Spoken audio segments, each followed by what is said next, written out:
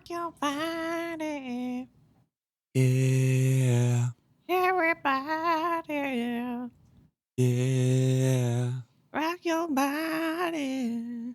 Back Rock streets me back. Hurry. Alright.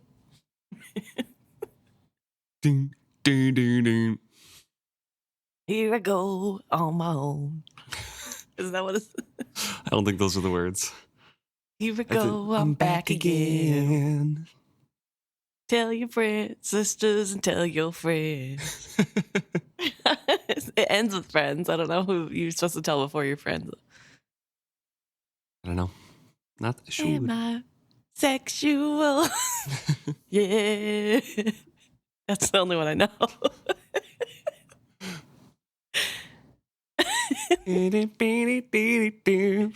Rock your body now, Rock your everybody. Yeah. Rock your body. Yeah. Everybody. Back streets back. Hurry. I think it's rock your body right. Back streets back. All right.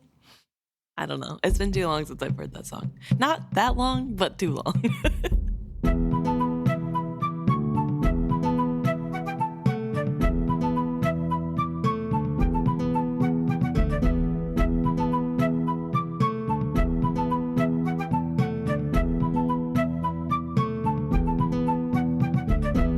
Welcome back to another episode of Is Fitz Happy? I'm Luke. And I'm Emma. And this week we're discussing chapter 40 of Ship of Destiny, the last full chapter. This is The Rain-Wild River. Yeah. We're almost done. You can almost hear Fitz in the distance crying. You can almost see him staring over the cliff despondently for hours. With Night Eyes next to him going, come on, dude. Yeah. But we're not there yet. We are here in the Rain-Wild Rivers. And we are starting with Althea.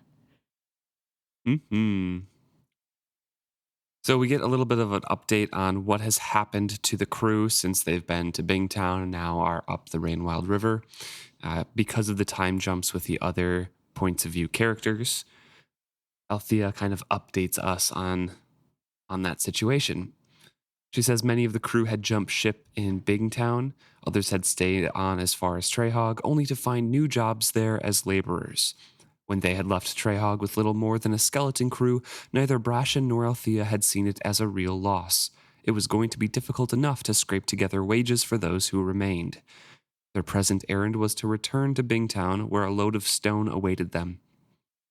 So they're kind of being used as basic labor and transportation of goods, and they are at the direction of Tintaglia, and Tintaglia does not care about wages. No.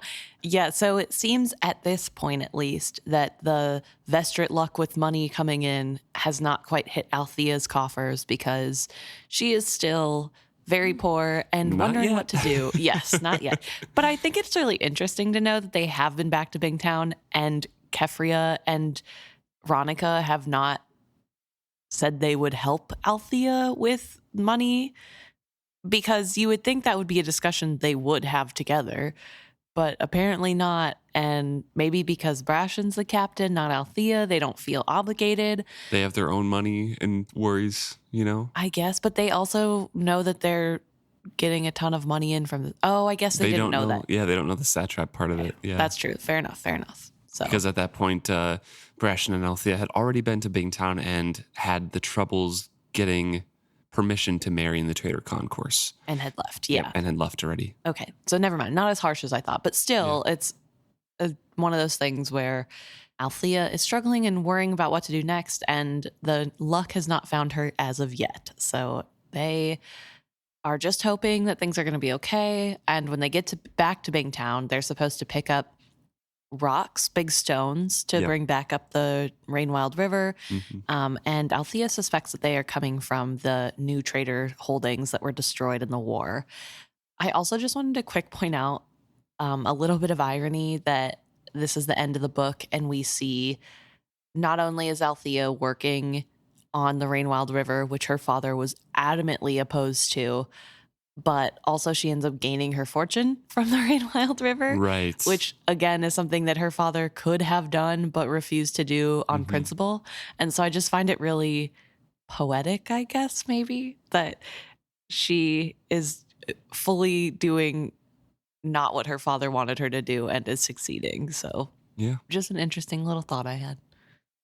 Not succeeding yet. Not succeeding yet, but she will. So she's thinking about everything that can go wrong, but chooses to seize on to optimism and approaches other people, greets the figurehead, but Amber is the one who responds saying, yeah, it's an amazing season, spring. Everything is so green. Amber is hanging out with Paragon as usual in a precarious situation, and Althea's like, you'll be sorry if you fall into the river. Basically, be careful.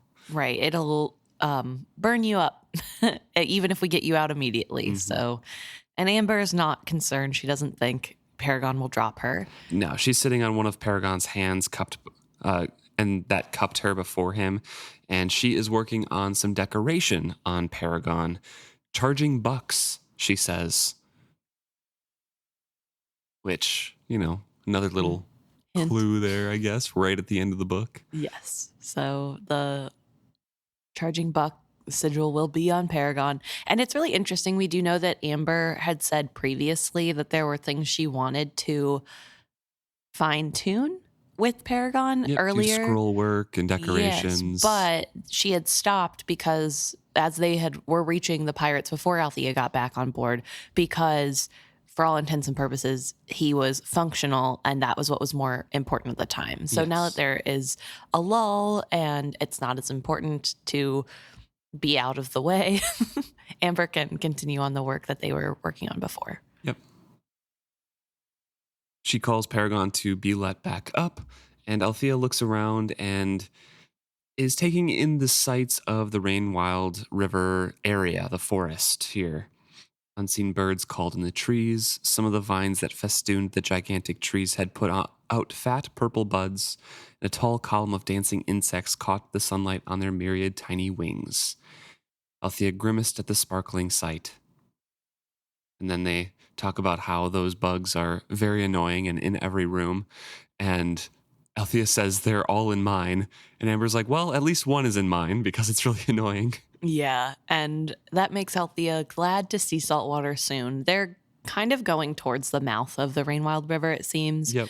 And when she asks Paragon if he agrees, he's very distracted and just sort of says, soon enough. Mm-hmm. So that's a little odd, but it's Paragon, so nobody really thinks anything of it. For the past 2 days, the ship had had a preoccupied air. Althea was willing to give him however much space and time he needed. This decades-delayed homecoming had to be a strange and wrenching experience for him. She was neither serpent nor dragon, yet the daily losses of the serpents as they guided them north had appalled and distressed her. That the serpents fed upon their own dead, however pragmatic that practice might be in conserving food and inherited memories, horrified her. Tantaglia's circling presence had protected them from the Chalcidian ships. Only twice had they been directly challenged. There had been one brief battle, put to an end when Tantaglia had returned to drive the foreign ship away. The second encounter had ended when She Who Remembers had risen from the depths to spray the Chalcidian vessel with venom. Her death, Althea thought, had been the most difficult one for Paragon. The crippled serpent had gradually wasted, but had gamely continued in her migration. Unlike many of the serpents, she had actually reached the mouth of the Rainwild River. The journey up it, against the current, had proven too much for her. One morning they had found her wrapped motionless around Paragon's anchor chain. And now she also talks about the numbers of serpents who started the journey and who made it up. And I also looked ahead a bit to the Rainwild Chronicles to see how many hatched. So I just kind of want to talk about numbers because I know we had those questions a few episodes ago as well. So Althea is recounting that 129 serpents made it to the mouth of the Rainwild River, and less than a third of those were female. This is according to other people, not from Althea's point of view. About 90 reached the beach, and 79 were able to be cocooned. And then later on, when they are cocooned, 20 of those are taken by the flood and washed away. And that includes Caesarea, who is then found later by Tarman and Leftrin, and like there is added onto him. So Caesarea's cocoon is kind of swept away. And that's where we get that dragon. And then 32 are kind of alive when they're hatching, 32 dragons. But that's difficult to say the exact number because more hatch alive, but a lot of them are deformed and die pretty quickly. So then they are eaten by the other dragons. And so after 4 years of Timara checking in and things like that, only 15 are left. So it's from Big 129 until to 15 dragons. Yeah. And this is also something that maybe it's in the epilogue too, but we had asked about mortality and like how do dragons die then? And apparently there is some mortality that happens when they are cocooned, but this time there is obviously a lot more mortality. So that's kind of where there's not a overwhelming amount of dragons in the world all the time because some do die in the cocoon. Right. Yeah, it does seem like it's one of those things where it's nature culls itself, I guess. Yeah, exactly. But I did find it really interesting to know just how few actually end up making it, especially because we start out with so many. And I knew that it couldn't be that many dragons that make it because obviously I've read the whole series. Yeah. But I guess I just didn't think about it number wise. Like until I saw the numbers in front of me, I was like, I mean, yeah, only a few survive, but it's still kind of a lot. And then I'm like, went from like almost 200 to 15. That's a big drop. So yeah, because there probably was at least 200 in the Tangle when they met with Vivacia out in the ocean. Yeah. I would guess. So that's like less than 10% survival rate. Yeah. Which obviously is not normal because this isn't the normal cycle of a dragon. This isn't the normal cocooning process. None of this is how it should be. Some of the ships were, killing serpents, things like that. And I feel as though that also hurts the numbers. And we also know that they've been swimming around as serpents for way longer than they were supposed to. Yeah, generations longer. That also hurts when they go to transition into dragons, I think. So it's really interesting to think about that as well, that while there was only less than 10% survival rate, it is still probably like a low survival rate in terms of dragon tangles and what happens with the dragons. And I don't think it's a good indicator of what that will look like in the future, but it is interesting to see now because we know these dragons and these serpents. Yeah, for sure. And also, I just want to say, super heartbreaking that She Who Remembers doesn't make it. Yeah. But at least she made it to the mouth of the river. She led everyone where she was supposed to. And I feel like that would be something that was important to her. And so I think it's nice that she could fulfill that hope and dream of her own. Yeah. But I am still sad to see her go. But another detail I wanted to talk about is that Althea talks about when the serpents are fighting up the Rainwild River, they are getting scalded and burned. A lot of them die because of wounds they take when the Rainwild River runs white. They're getting burned and then the wounds are festering. And I found that detail really interesting because previously we have been talking about how we thought maybe the silver or the like white murkiness in the water was the silver, capital S. And if it's hurting the serpents too, I'm wondering if that means it isn't at all. It's just acidic water. Yeah, I think it is just the, acidic or basic or caustic in some sort of way. And I think that's mentioned before or later in the Rainwild Chronicles as well. I mean, they're getting burned by it because they already have small injuries, right? From struggling and battle, and those are widened by the caustic waters. And in the Rainwild River, I believe they talk about their scales softening because they're not injured, so they're not getting injuries necessarily from the Rainwild River, but their scales are softening from the constant exposure to it. So, yeah, I guess it's not just, well, and that would be a lot of silver being flowed out to the Yeah, ocean all the time too. true. But I was thinking of it because we were talking about what if it is silver, because we Yeah. know that Verity was Hmm. presumably putting his arms fully in that river that runs through Calsingra, Yeah. and that was fully just silver. And Hmm. then he somehow turns it off. What where that went to, we don't know. But we were talking about maybe that's still silver, maybe it is. And of course, it hurts people to touch it because it seems that that is the way that silver does work, even with Right. Verity, a Hmm. skill user. But dragons bathe in silver. Like they regularly use silver in their cleaning and they drink it, and it's normal for them to consume and have on them. And it doesn't seem like in the memories we get from Timara and the other dragon keepers that it hurts them to have silver, at least not that we can tell. And so that's why I was thinking this probably isn't silver because it does Right. not help the serpents in any way to be touching it. So just a little Yeah. fan theory that I thought we could put to rest. Hmm. Althea also remarks that Tintaglia had kind of overseen the mixing of muck, basically, mixing the river water with the silver streaked mud that was almost as stiff as clay, and mixing those together until it became like a slop, so it could help the serpents get cocooned and all of that sort of stuff. And had the workers transporting barrows of the sloshing mud and laving it over the serpents. And also, she talks about how this whole process was really hard for Paragon because he couldn't see it. Yeah. He just had to be told what was happening because the channel got too narrow and shallow for a live ship to be able to follow, which we do know because Ophelia in the previous chapter also couldn't go up the river.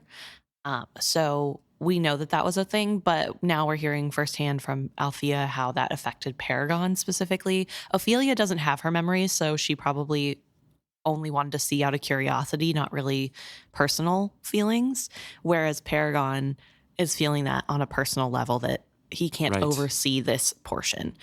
And there's also mention that the Rainwild people and Tattooed people are working together to create these channels under Tintaglia's direction, and that they, according to Althea, did a pretty good job of making channels work. Yeah, and river ladders so they Mhm. could rest. Yes, and I thought that was an important detail to point out because later we do get the point of view of the serpents and they do not think it was a good job.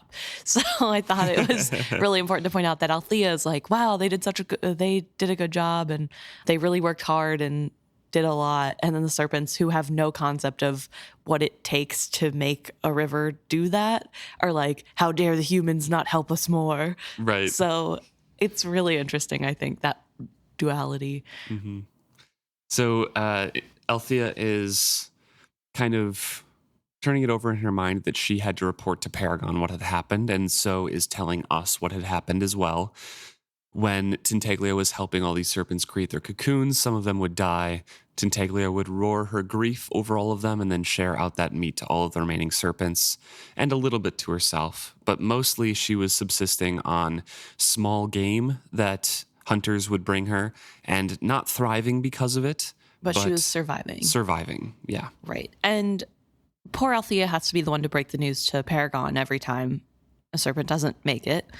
But also she's feeling really bad for Tintaglia because of the wasting away. And there's not much people can do because they're trying to help get the serpents cocooned and cover them with the muck. They're running around trying to help in this process, and they don't have time to spare. And I don't think there's big enough game to find near where they are to help with Tintaglia. So she is just sort of on her own. Well, not on her own because they are giving her small game, but that's all they have. Yeah. And so finally, Tintaglia was satisfied with the cocoons after they got weatherproofed from the winter and kind of protected a little bit from the sun. So they're covered with, leaves, twigs, and branches now. And then Tintaglia once more gleamed since she had resumed her daily hunts. Some nights she returned to rest beside the cocoons, but increasingly she trusted the cadre of humans who watched over them from their tree houses. True to her word, the dragon now patrolled the river up to its mouth and overflew the coast of the cursed shores. So, Tintaglia is fulfilling her duty of pushing away the Chalcedeans for now. Right. But Althea also mentions that she thinks that this is more because she's hoping to find straggling serpents coming the right way than for any sense of duty to the humans. Yeah, and even hinted that she would send the Liveship south to search for more. Yes, she does. She is wanting to send them, which Althea is kind of frustrated by because, they don't have any money. And what are they going to do? How are they going to survive? But that's Later's problem. She's not trying to dwell on that. Yeah, and so Althea also learns that not all the cocoons would hatch from Selden. And Selden says that there was always some mortality at this stage of a dragon's development, but these weakened creatures were dying at far higher rates than normal. Selden seemed to mourn them as much as Tintaglia, though he could not completely explain to Althea how he knew which ones had perished unhatched.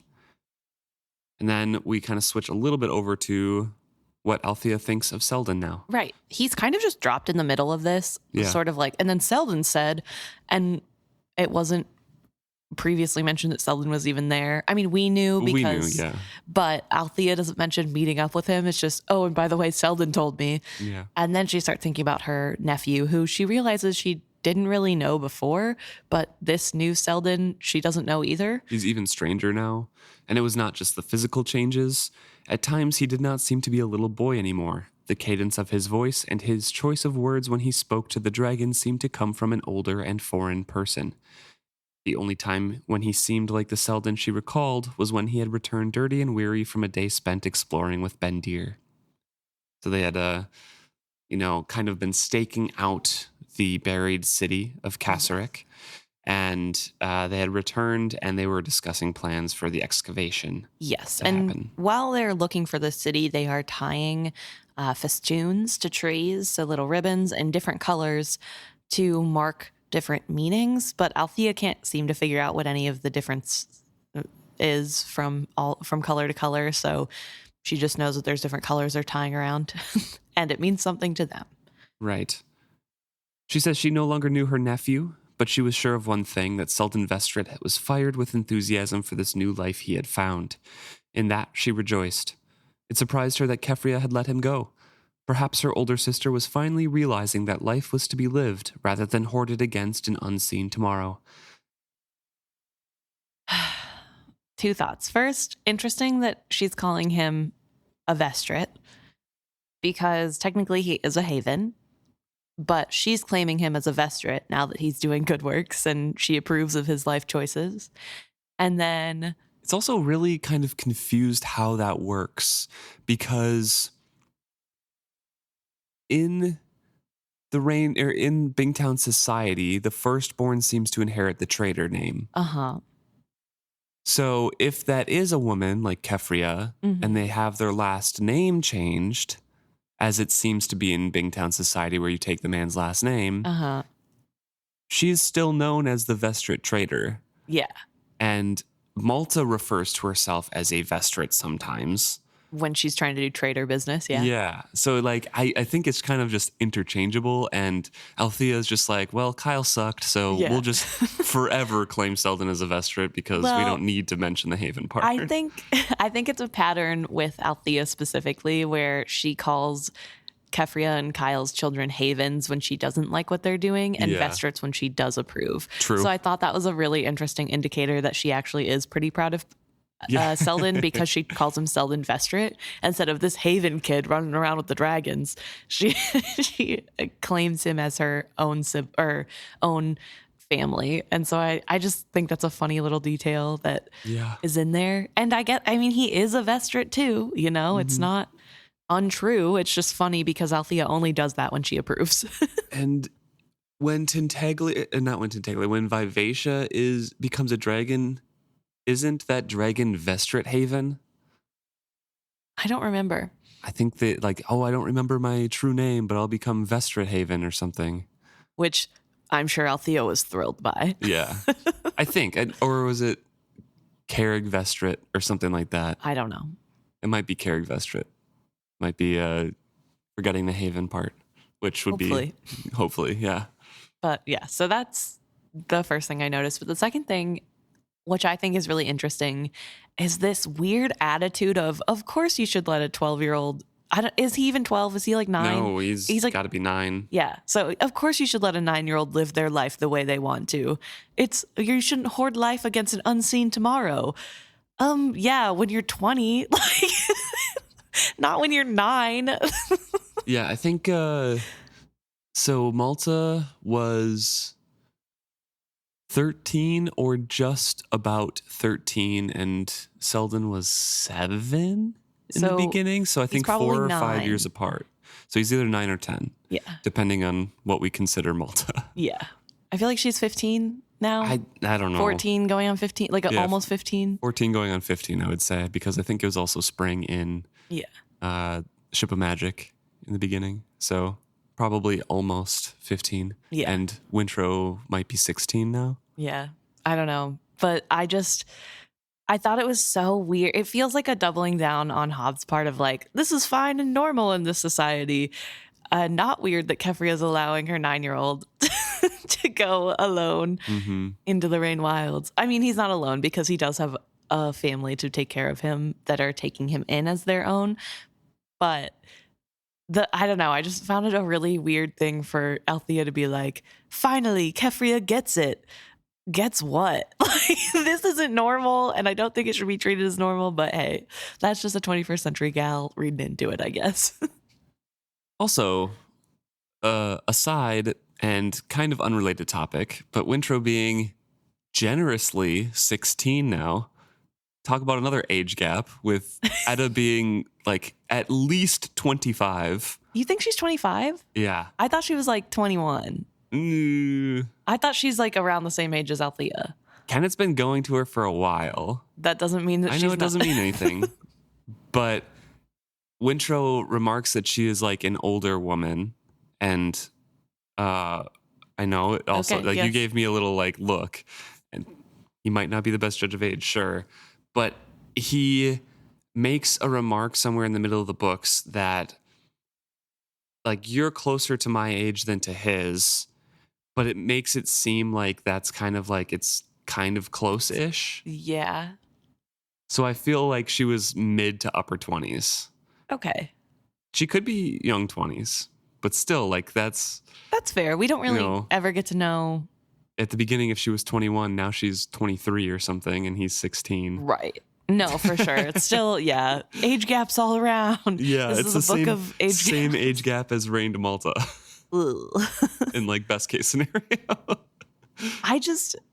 Why this book? Why does it have to be every relationship in this book? Except for, well, even with Althea and Brashen, because Brashen's like, what, 28? Yeah. And Althea's 21. Yeah, so 20, it's a little bit better, at least because she's not a teenager. She was a teenager at the start of the book, though, so. Well, they didn't like each other at the start of the book. That's true. But I don't know, whatever. Why this book? Because, I mean, Fitz is in a happy relationship with a woman his age, and then the 3 other years one, older. Molly's 3 years older? Molly's 3 years older than him. Well, but they're also, that's not as weird. Right. But you know what I mean? Like, it's like in the Fitz books, all the age gaps are like reasonable. And when they're age gaps, it's not weird because they're all children, or they are in love when they're all adults. And so, again, not weird. But in this book specifically, it's like, let's make all the teenagers love adults and the adults love them back. Like, what? Why? I feel like you really have to like put the ages out of your mind for this book. That's all I'm saying. Anyway, back to Selden and Althea where they are currently. Yes.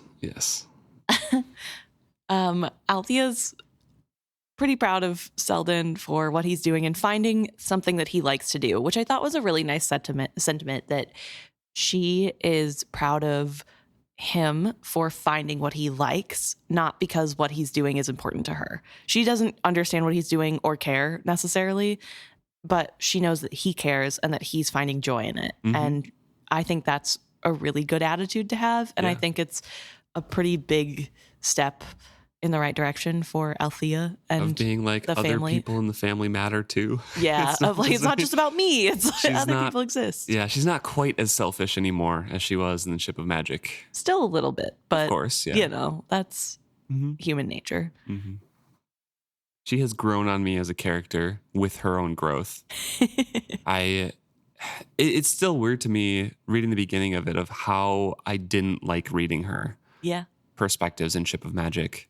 Because the first time around I was like, okay, yeah, I'll take it as it comes in. But the deep dive is just like, she's really obnoxious. Yeah. I liked her a little bit less than I liked her the first time I read it, but I still really like her. Yeah. But yeah. But she does get asked. She just looks really good compared to Kyle, who she's like her first scene partners, you know? True. I don't know. I think she's an interesting character. Oh, yeah. But I have a soft spot for her, so. But yeah, so she is sitting here thinking about Selden, and Amber breaks her out of her revelry of what has happened to ask where Brashen is. And that's when we learn that Brashen is teaching Clef his letters. Torturing Clef. Torturing Clef is how she says it. And Amber says it's probably good for Clef to learn his letters, and he'll someday thank Brashen for it. Clef spends more time arguing about why he cannot learn them than he does trying to learn them. Brashen gives him no ground. The boy is quick-witted on his seamanship. He should be able to learn his letters. He will learn his letters, Brashen asserted as he joined them. I set him 3 pages to copy and left him. I warned him that good work would free him faster than messy. There! Paragon's voice boomed. His sudden shout flung a small flock of bright birds skyward from the looming forest. He lifted a big hand aloft to point up and back into the trees. There. That is it. He leaned, swaying the entire ship slightly. Samoy, hard starboard. You'll run aground, Brashen cried in dismay. Samoy had not questioned the order. The ship swung in suddenly toward the looming trees. It's a mud bottom. You'll get me off easily enough when you need to.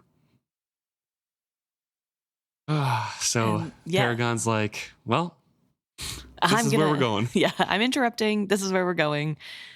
And it turns out this is a big interruption because it is a big secret trove. Yes. And before we get to learn that, Althea talks about how this is part of the new reality of being on Paragon, that she and Brashen have talked about giving Paragon more autonomy. He's an independent soul, and he had the right to command where his body would go. Yes, and so the new challenge to running this live ship was respecting his will for himself and crediting him with judgment, even if it meant letting him run himself aground in a jungle lagoon. So that's part of this whole new era of live ships as well, with a live ship who remembers being a dragon. Right. That I think a lot of people are trying to come to terms with, but especially Althea and Brashen, is that free will. They don't want Paragon to feel like he is a captured prisoner, a slave that has to do their will. But I think it's more of trying to be a mutual relationship of you go where I want, I'll go where you want sort of deal being made. And here, even though they are trying to tell him no, they aren't stopping him. Right. Which I think is really important because sometimes I think a lot of people think that autonomy means you just let people make mistakes and don't say anything. That's, part of autonomy. But I like this depiction of having the live ship be autonomous, but people are still going to voice their concerns and say why they don't think it's a good idea. Yeah. Because I think that's really important in any relationship to be able to do that, to say, hey, I'm respecting that you can make your own call, but from where I stand, here's what I see. Yeah. Just as a heads up in case you didn't think about it. And that's what they do, but they still allow him to make the choice. And he chooses to run aground in muck.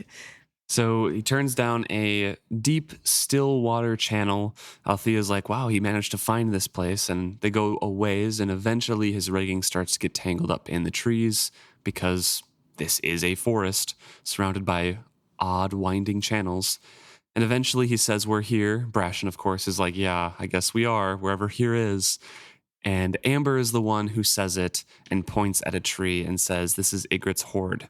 Because where she's pointing at the tree is carved into his signature star in the trunk. The Igrot star. Yep, the 7-pointed star. Time had expanded the mark, and Paragon is now reminiscing that it's Igrot's biggest haul. He took a treasure shipment meant for the satrap of all Jamalia. This was back in the days when the satrapy sent a tribute ship once a year to collect what was due him from his outlying settlements. Bingtown had put in Rainwild goods, a rich haul of them, but en route to Jamalia, the entire barge disappeared. None of it was ever seen again. That was before my time, but I've heard of it, Brashen said. Folks said it was the richest load ever to leave Trehog. Some treasure chambers had been unearthed. All of it was lost. Hidden, Paragon corrected him. He looked again at the lofty trees, and Paragon's voice was triumphant. Didn't you ever wonder why Igrot wanted a Liveship? It was so he could have a place to hoard his trove, a place that no ordinary pirates could ever reach. Even if a member of his crew jabbered of where it was, robbers would need a Liveship to recover it. He put in here, and his hearties traveled from my rigging to the trees. There they built a platform and hoisted the treasure up to it. He thought it would be safe forever.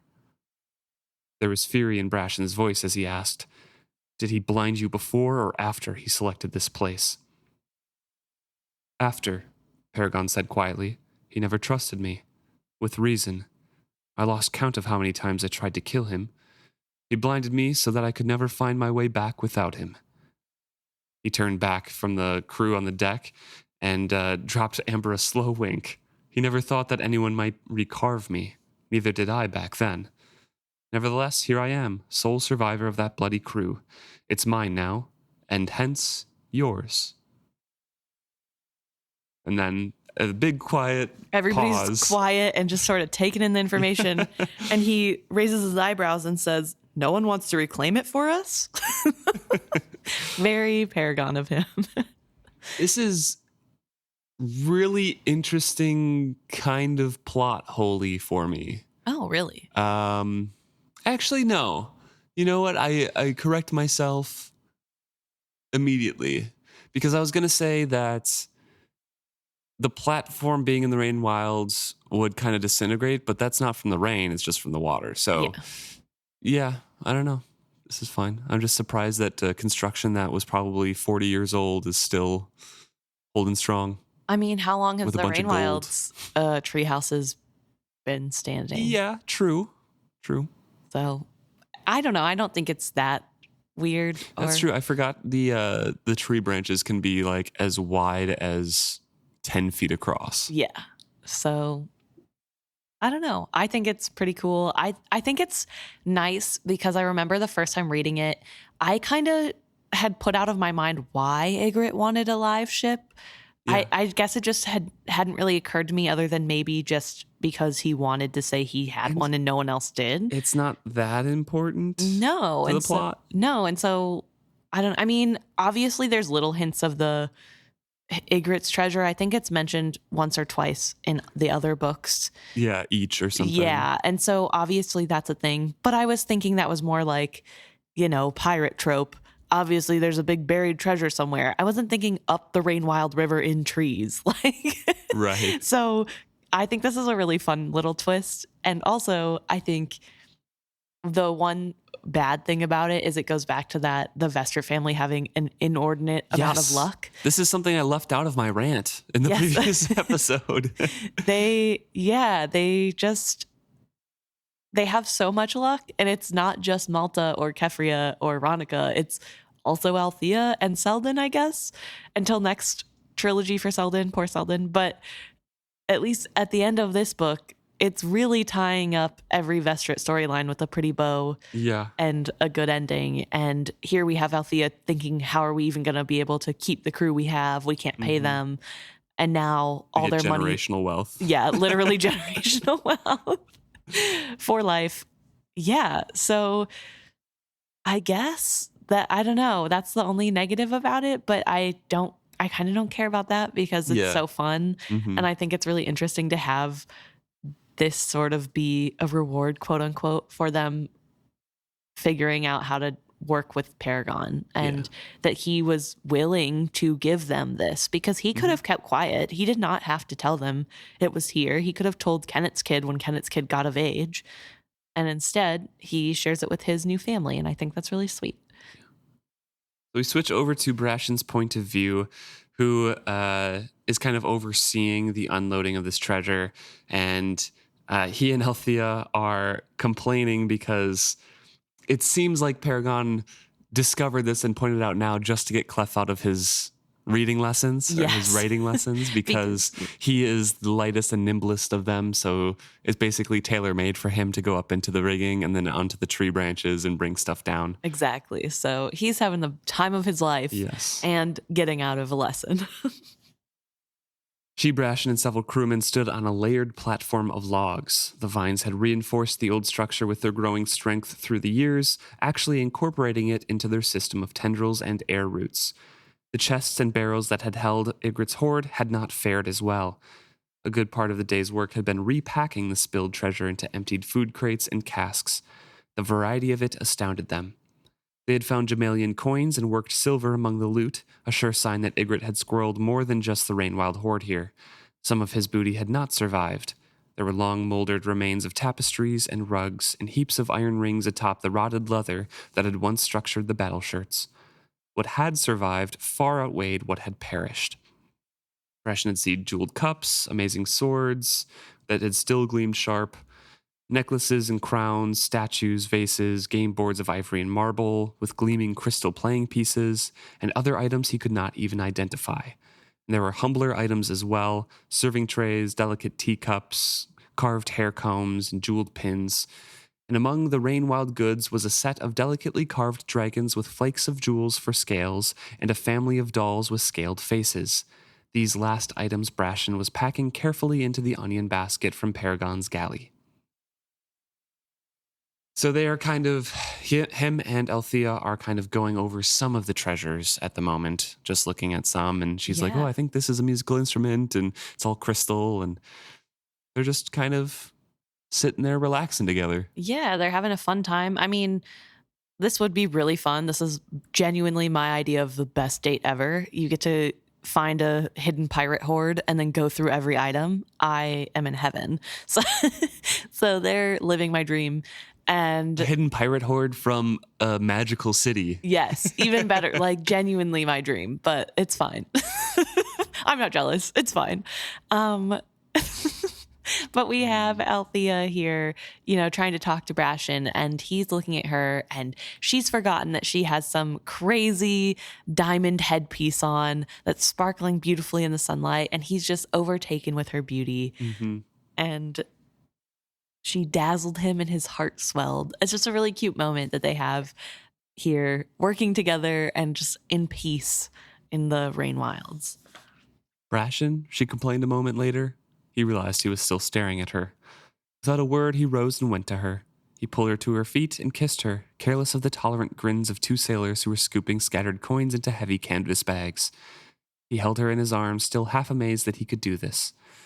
He swept her closer. Don't ever go away from me, he said thickly into her hair. She turned her head up to grin at him. Why would I leave a rich man like you? She teased. She put her hands on his chest and pushed gently free of him. I knew you were after my fortune, he replied, letting her go. He held back a sigh. She always wanted to be clear of him before he was ready to let her go. It was her independent nature, he supposed. He refused to worry that she was wearying of him. Yet she had not seemed overly upset when he had been unable to arrange their wedding at the Trader's Concourse. Perhaps she did not wish to be bound to him quite that permanently. Then he chided himself for his lingering doubts and discontent. Althea was still beside him. That was more than he'd ever had in his life, and it was worth more to him than this incomprehensible wealth of treasure. So he's still Brashen. He's still, fighting doubts. Fighting, his self-worth and being like, I just don't deserve any of this, so obviously she's about to leave me kind of feelings. But also pushing back against it and being like, no, she is by my side, and this is more than I can ever have. I'm just enjoying this. And I think really interesting redirecting the thoughts of, instead of just saying, no, that's impossible, she'll never leave me, saying, well, she's here now, and I should be appreciating that instead of worrying about tomorrow, which I think is really important too, because you don't want to go overboard the other way. So I think it's good to redirect that subtly of, okay, well, even if she does, she's not leaving right now. Mm-hmm. And it's fine. Let's just appreciate the moment then until she leaves. But it's still a good redirection. And I think good to see him kind of fighting the natural urge to say, I'm not worth enough for her to stay. And letting it be. I think it's really interesting that his take on her not being that upset about the Traders Concourse is because she doesn't want to be that permanently attached to him, instead of like, Althea is the least conventional woman I've ever met, and she probably doesn't care if we get married in the lagoon or on the concourse. Like, I think that's more of what it is. But to him, it's like, maybe that's a sign. But he does stop himself. I'll give him credit for that. I just thought it's really funny that that's where his mind goes, instead of like, maybe she didn't care about the wedding. like where's as this a lagoon that they're going to get married, Emma? I want to go to a lagoon wedding. They're in the lagoon right now. So Brashen steps back, looks around, and then they talk about kind of the windfall that they managed to land here. And he's like, well, all of this is going to fill Paragon's hold, but I can't even think about how this is going to affect all of us. I can only think right now of the individual pieces and how beautiful they are. Yeah. And Althea's like, yeah, kind of the same. I am only thinking about how this might affect my family. Like, this is going to be great for everybody. Yeah, I can help Mother restore our home. Keffria need not worry so much about the family finances. And Brashen's like, my plans are mostly for Paragon. New windows, new rigging, services of good sailmaker, and then something for us. Let's take a vacation, a tropical vacation. We don't even need to trade. We're going to the Bahamas. Yeah, exactly. Well, the Spice Isles. Yeah, the Spice Isles. So Althea, again, another step of direction and thinking of family first here, which she kind of did in Madship too, right? That was a whole thing of like, I need to go after Vivacia. We need to put together something. Yeah. It still had like a tinge of, I'm getting my ship back. Right. And this is full on, we came into something awesome. We're going to be the trader family, or the trader and the Liveship for our family and make money for them. But I think it's really important to point out that this is what she always said she would do. Right. When she was arguing that she should get to Captain Vivacia. And they always said she's too frivolous. She'll run away and not care about the family. Mm-hmm. And I think in some ways they were probably a little bit right. Like, I don't think it's that she wouldn't care. I think she would have just stayed away for long periods of time like her dad did and not really realize how bad things were. And I think this new perspective of having lived with the family while they were destitute opened her eyes to how bad things were and just how much they needed things now. Yeah. And so while I don't think it's that surprising that that's the call she made, I think it is still good growth because that is the first thought. It's not. Yeah, I don't think it's surprising either. Yeah. But yeah, it's just another marker that shows. Yeah, growth. Where she's ended up, yeah. And then Brashen also says during that, like, oh, we can go on a vacation down south. And so maybe we could rendezvous with Wintro and Vivacia, see how they're getting along. He watched her consider it. For Althea, a visit to the southernmost trade isles would be a return to the ports of her childhood travels. Maybe there she could lose some of the constant regret that overshadowed her, and perhaps seeing Wintro and Vivacia could lay some ghosts to rest. If she saw her ship was content and in good hands, would it lift the burden from her heart? He refused to fear such an encounter, much as it hurt him to admit it. If he could not lift her melancholy soon, it might be better to let her go. It was not that she did not smile and laugh, she did. But always her smiles and laughter faded too soon into a silence that excluded him. I'd like that, she conceded, recalling him to himself. If Paragon could be persuaded, we could look for Tantaglia's serpents at the same time. Good, he said with false heartiness. That's what we'll do then. This is a big problem with their communication to me, that he says things with ulterior motives. And I don't mean that in a negative way. They're not necessarily bad ulterior motives, but there is a secret underlying meaning to what he's saying to her. Mm-hmm. And then he's expecting that that's the reason, like she's reading the ulterior motive and saying yes to that motive, not what he had said on paper. And she's always taking him at face value And so I think that's where the disconnect really comes in. And I think this is the easiest way to point it out without it being like a hard topic to talk about. Because here he said, why don't we go see the places that we haven't seen since your father was alive, and maybe see Winter and Vivacia.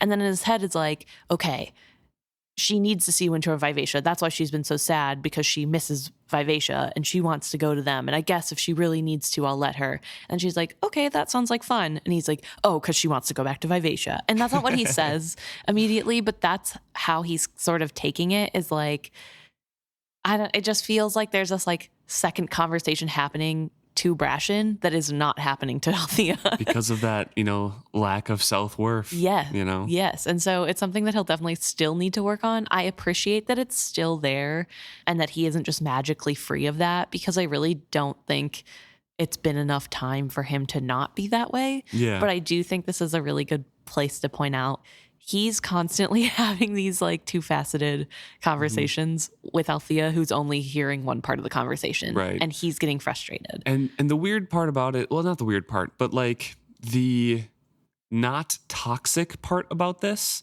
is that Brashen doesn't act on that second half of the conversation. Yeah. He will still, like, if this plan happens, he will still go along with the plan and pretend everything's perfect. He's just preparing himself for her leaving. Yeah. I mean, it is a little bit toxic to like to go along with a plan even if you're not happy with it, especially if you're the one proposing the plan. I think he wants to do that too. No, yeah, I think he's just like, she needs to do this. It might make her feel better and happier and put some ghosts to rest. But also, if she does decide to leave me, I need to prepare myself. Yeah. It's like a fully anxious attitude towards things. It absolutely is. But I don't think it's like, it's not as toxic as it could be. It's just not non-toxic. Yeah. That's all I wanted to. I'm saying like there's no toxicity of him verbally reacting to her, at least now in this conversation, about that response to the hidden second topic he had brought up that she doesn't realize, Which he has done in the past. You're right. Yeah. Yes. So here he's just like, oh, good, fake happy, but he's like, oh no, she's gonna leave me on the inside.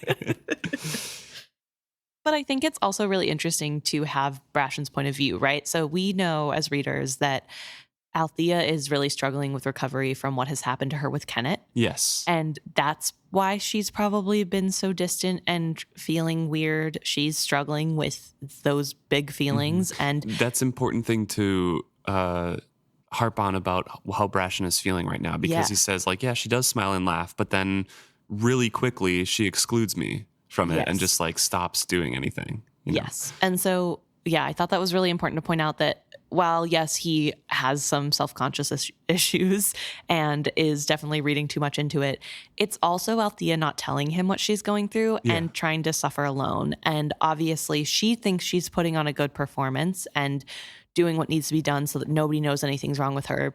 But when you have somebody who loves you and cares about you as deeply as Brashen does for Althea, it is see-throughable in a lot of ways, because obviously he knows something is wrong and he's not pressuring her to tell him what it is or to talk about it. He just notices that something's wrong and he feels like, oh, since I don't know, it must be about me, which is a valid thing to think, right? Like he has no other option. Either it must be about me or missing her other life or the other choices that she didn't make or something, And that's something that Althea has done in the past, like really regretted choices she's made and been upset about that. So that's what he has to go off of. He doesn't have any other information. And so that's what he's going off of. So as much as I feel like we're like, oh, Brashen's being weird, it's not that weird. It makes sense. But it also, I think, is good to look at what's happening with Althea. Right. That she is sort of passing off as being totally fine to people. Even Brashen thinks she's like mostly okay. She's just a little sad and withdrawn, but like, and more distant from him. Yes, but she is still struggling, and it's very clear to her loved ones that she's struggling. And I think that's something that Paragon also is picking up on in a really big way, because he is a Liveship, and so probably what draws him to telling her to come visit him later.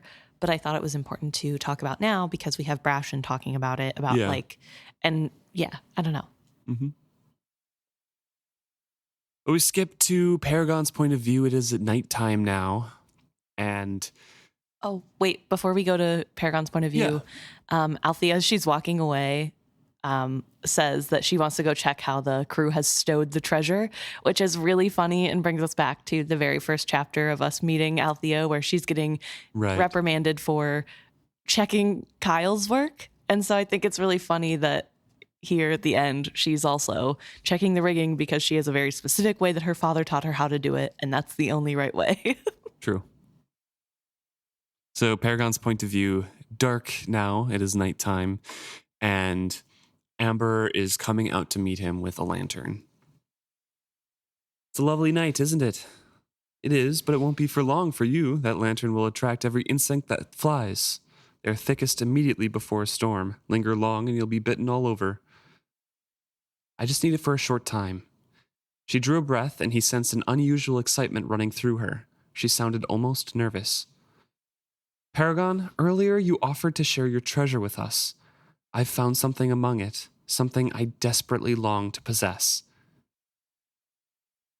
So he looks at her and sees that while her hair is kind of growing back, she still is heavily scarred and has a lot of dead white skin among the golden skin. Yes. The golden being important there. Mm-hmm. Time perhaps would erase those scars, or so he liked to think. In the lantern light, her eyes sparkled. He found himself returning her smile. So, what is this treasure you must possess? Gold, silver, ancient elderling jewelry? This. From within a burlap sack, she drew out a carved wooden circlet. She handled it almost reverently as she turned it in her hands, and then she put it on like a crown and lifted her gaze. Reach into your dragon memories if you can. For me. Do you recall this? She waited, and he looked at her silently. The crown was decorated with heads of birds. No, chickens. He quirked one eyebrow at her, and regretfully she took off the crown and held it out to him. He holds it, and he's like, wood, of course. Like, there's all these kinds of things, and the carpenter chooses wood. And she tries again to awake a response in him, saying that it was gilded once, see, and there are roosters' heads and places for tail feathers to be set into it, but the feathers have rotted away long ago. Wrong. I also have that as a note. Wrong. Yeah, wrong. Because Fitz finds them on Other's Island. Yes, and they're wooden as well. And he keeps them, even though he knows he should give them to the fool. Yes. And Paragon hesitantly says, I remember it, but that is all. Someone wore it. Who? Someone like me? Oh, I'm sorry, he said, shaking his head. She wasn't an elderling. That's all I can recollect of her. The woman who wore it had been pale as milk, not like Amber at all. That's all right, she assured him quickly, but he sensed her disappointment. If you don't mind, I'd like to have this. I didn't realize he didn't say the pale as milk out loud. No, he does not. He thinks it in his head. I thought he did, so I was like, why is she so disappointed? Now I get it. Yeah, because someone pale as milk is not like Amber. True, but is like Amber. Yes. And that's what she's thinking of. And if you recall from book 2 of the Fitz trilogy, is the third one? Yep, when they're Assassin's on Quest, when they're on the road. Yeah, when they're on the road and she stands and she and Fitz are taken back to their past lives, ? She's wearing the rooster crown. Or at least stepping into roles that previous people that had those roles stepped into. Yes. Yeah. And the woman who is standing there and is a white is wearing the rooster crown. Yeah. Which is really interesting considering what we know of the rooster crown for later, because the rooster crown, each feather represents a different elderling that was a performer, right? Yeah. Not necessarily an elderling, I don't think. But just somebody important enough to have all of their memories put into this feather to then be used again by a true performer. Mm-hmm, exactly. And so I just find that so interesting, that little detail. I definitely did not remember this crown when I was reading the series the first time. I did not think about it, but obviously now, now you know the significance. I know now, but it's such a funny little detail. And also, what are the odds that Amber finds it there? You Yeah, know, like true. in the horde of Igrot's thing, and Well, they had to be there with Althea to get the crown. true. So, was it Yeah. the correct thread to have pulled? Well, maybe, yeah. Or she would hop ship over to Paragon after she followed Wintro to see the Yeah. serpents to fruition anyways. Yeah, I don't know. Either way. But, I mean, it makes sense because the Cooper's family uses the rooster as their crest because of the rooster chamber where all the Yeah. wizardwood logs were. This was a treasure, one of the Elderling treasures from the treasure chambers that were found in Treyhog and went missing. And, of course, it was with roosters. Yeah. Gilded with roosters, so it probably belonged to that family. Yeah, it's really interesting to think about. Also weird to think that Amber thinks that the feathers were real feathers that were put atop instead of fake feathers, because presumably as Fool, when Fool was in the memory of the other white wearing the crown, they would have seen what the crown looked like, obviously, to be able to recognize They were wearing it. They were wearing it. But how then would they recognize it without wearing? You know, I don't know. You don't know if they're recognizing it. They're just like, this is really important. It was probably worn by someone like me. I hope. Please look at your dragon memories. Okay, maybe you're right. I was gonna say, I think there's more of like a feeling, you know, like this is something I was meant to have kind of thing, or had in the past, or like there's a connection to this, or it reminds me of this. Not this is the exact one. Okay, that makes sense. But I was just thinking, wouldn't you be able to tell that they weren't real feathers based on how they moved in your memory? But then also maybe not. Maybe because they're skill made, they seem like real feathers. Like, you don't. And I don't remember if the Fool had very good memory of that event. I don't remember. More of a feeling of being there and. Yeah. Well, no, because the Fool carves Girl and Dragon because of the memories of being told they were going to get a ride from that instance. So I think there is some memory. I don't know. Yeah. Either way, Amber is a little bit disappointed by having it not confirmed that she is like the one wearing it in Paragon's memories. And Paragon's like, well, that's all you're taking? Did you ask the others? And Amber's like, I didn't ask anyone. I'm just taking it. I didn't give them the chance. Which also is funny because it's not like any of them would want it. Right, I know. And of course, they would be like, yeah, of course you can have that. That's fine. Yeah. The Paragon's like, yeah, take it with you when you go. Ah, you guessed that I am leaving then. I did. You'll not even stay with me until high summer. That is when I will return here to be near when the dragons hatch. I'm tempted. Perhaps I will. But eventually I think I must go north again. I have friends there. I haven't seen them in a long time. She lowered her voice. A suspicion itches at me. I think I should go interfere in their lives some more. She laughed with this false lightness. I hope I will fare better with them than I have down here. Her face grew troubled. Take me up. So this is where Amber's head is still at. She's wondering if she did the right thing, if the world is on a better path since she didn't attach herself to Wintro here. Right. So she's very, very concerned about that still. And it's still bugging her because she doesn't know if the dragons and the serpents would have fared better if she went with Wintro instead. So do you think, here's big tinfoil hat question. Do you think if she would have guessed right with Wintro and had been with Wintro the whole time, she would have gone back to Fitz at all? I think so. I think eventually the threads would pull her up there because she would still need to release Icefire, I think.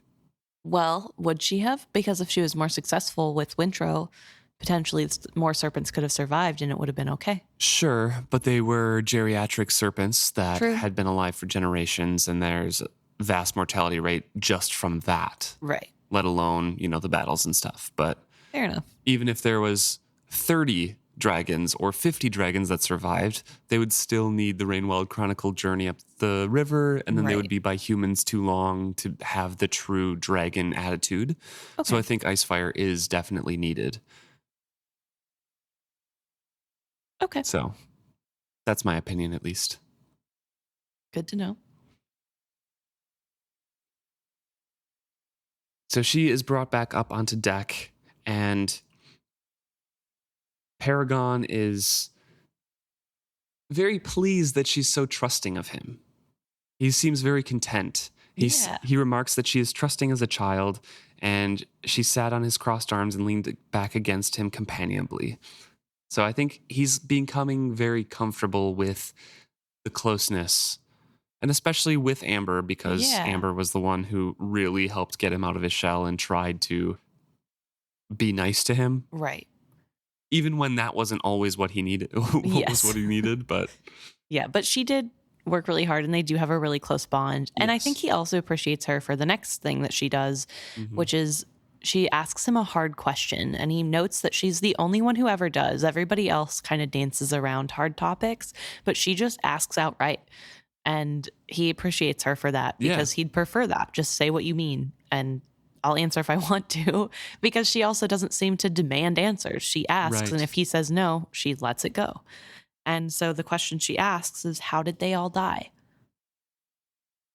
He knew exactly what she meant. Pointless to pretend he didn't, and pointless to keep it a secret anymore. It almost felt good to share with someone, which is big growth for Paragon, who before was like, I'm going to pretend I don't just because. It's my secrets. Yes. Wizardwood. Kenneth kept a chunk from my face.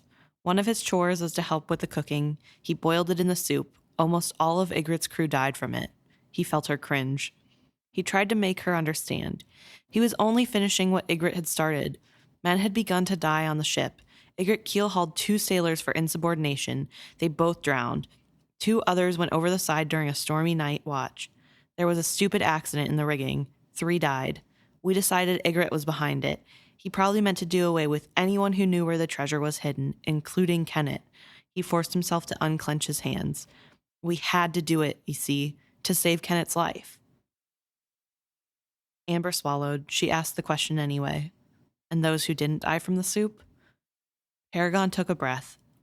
Kenneth put them over the side anyway. Most were too poisoned to put up much of a fight. 3, I think, managed to put out on a boat and escape. I doubt they survived.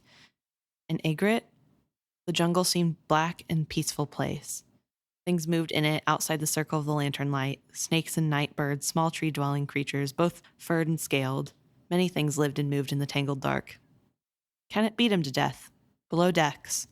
You've seen the marks down there, the handprints of a crawling man. He took a breath. It was fair, Amber. Only fair. She sighed.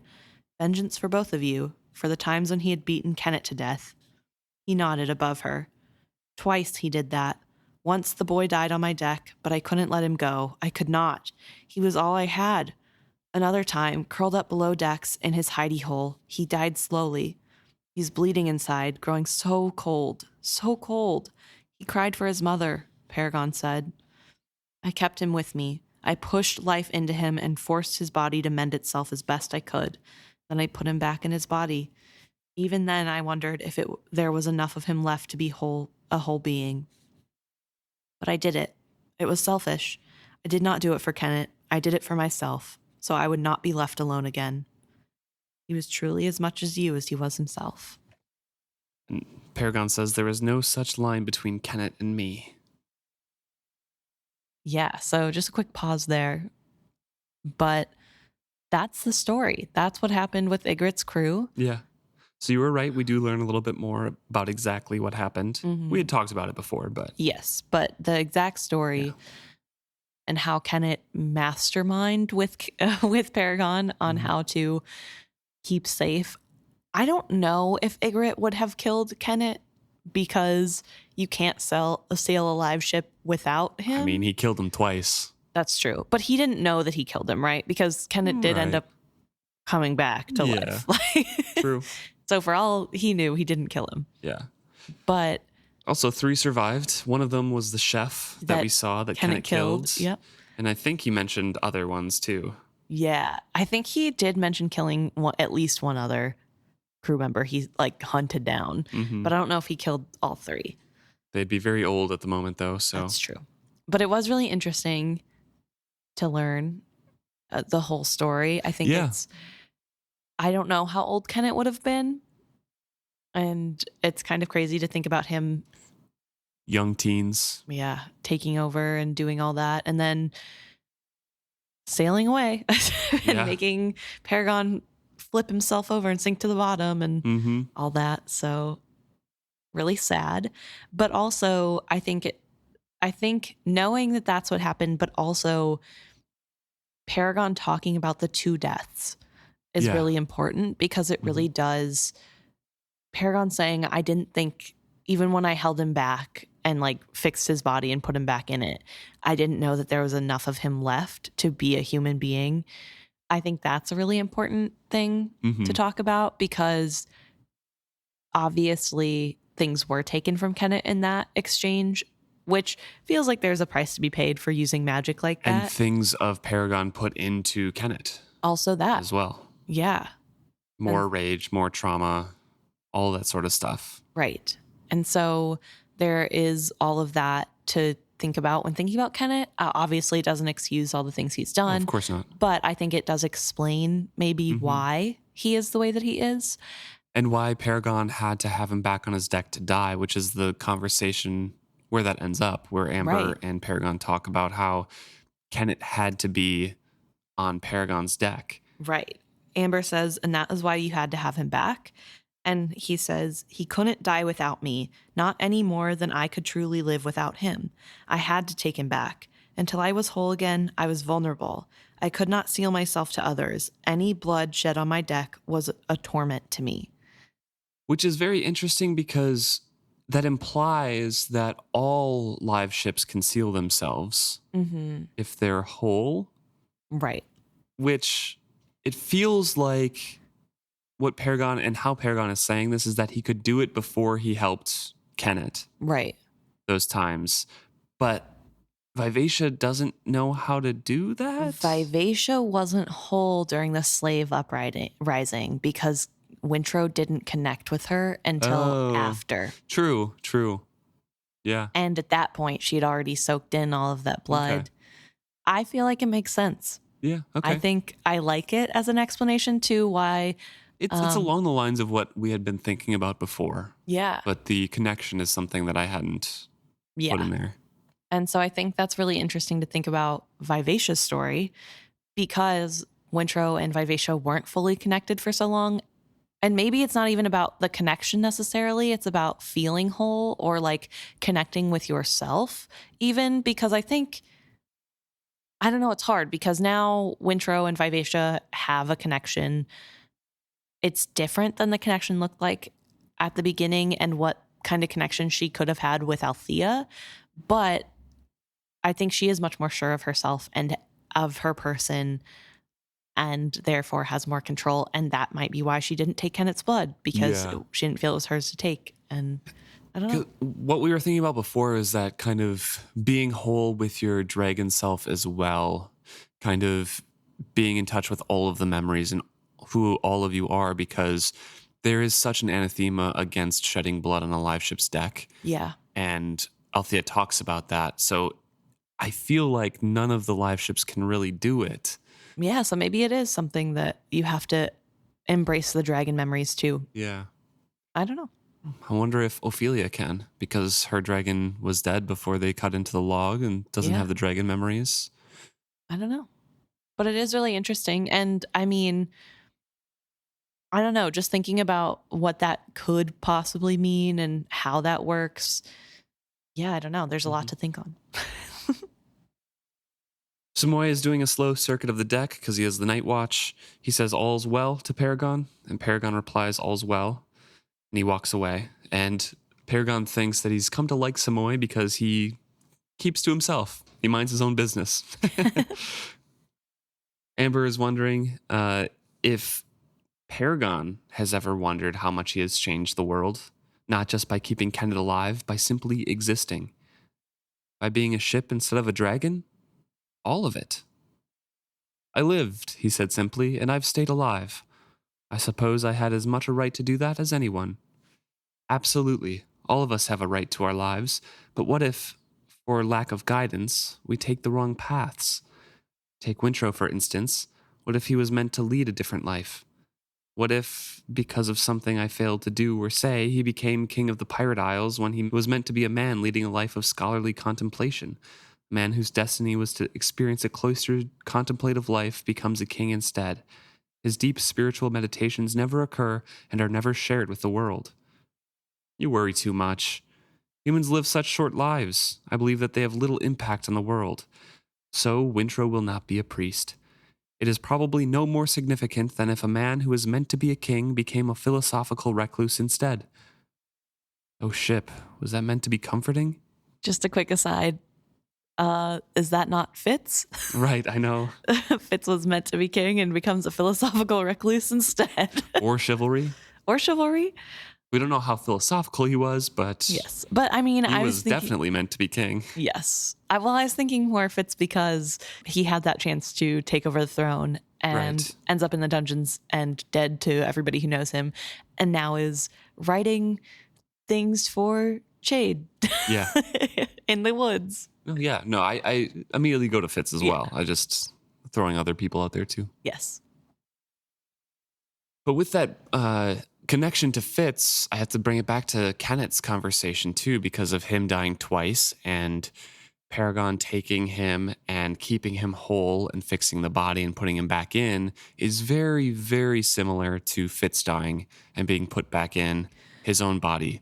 So Beric and Chade and Patience inadvertently healed the body and kind of coaxed Fitz's body, his life back into his body to come back to life.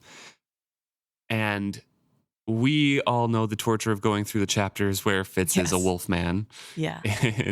In the books there. Kenneth did not have that help. He did not have that loving presence to guide you back to humanity. Right. And he wasn't in an animal, but he was in Paragon, who was as traumatized, more so, had experienced deaths, multiple, in his lives. And Kenneth was in that entity for a while his body was healed. And then he was put back out. Maybe not as long as Fitz was in there. So he was a little bit more human, could operate, come back to the crew a little bit more so. But he lost his humanity for sure being in Paragon. And that's kind of, I think, what Paragon is hinting at is like, I didn't know if it was going to be a whole being that I was putting back into Kenneth's body. Yeah. But I did it for me. So it's part of Paragon and that feral part that was in Kenneth. Yeah. And the untrusting that you can't trust anybody. And I think we especially see how much they mirror each other whenever we look at their chapters, that paranoia that sparks up in both of their chapters. You can see it mirrors each other almost perfectly. Yeah. You can't trust anybody and nobody means what they say. They start thinking about what ifs of like, well, what if this person is trying to betray me? Well, then I would do this and this and this and this and this. Exactly. And this obviously, so they are doing this. So I will do this. Exactly. And then, the opposite thing happens in the next sentence and they switch tacks immediately to the next thing. It's kind of crazy. But yeah, so Paragon is like, don't worry, Amber. You live such a short life. It doesn't matter what you do. Nothing matters what humans do at all. And Amber's like, oh, great. You're just kind of... like, that doesn't help. Yep. Nothing that you said helps me at all. Thank you so much. Then he tries to soothe her again by saying, take comfort in this, Amber. You are only one small, short-lived creature. You'd have to be a fool to think you could change the course of the whole world. She was silent until she broke out in a shaky laugh. Oh, Paragon, in that you are more right than you know, my friend. And he tells her to be content in her own life.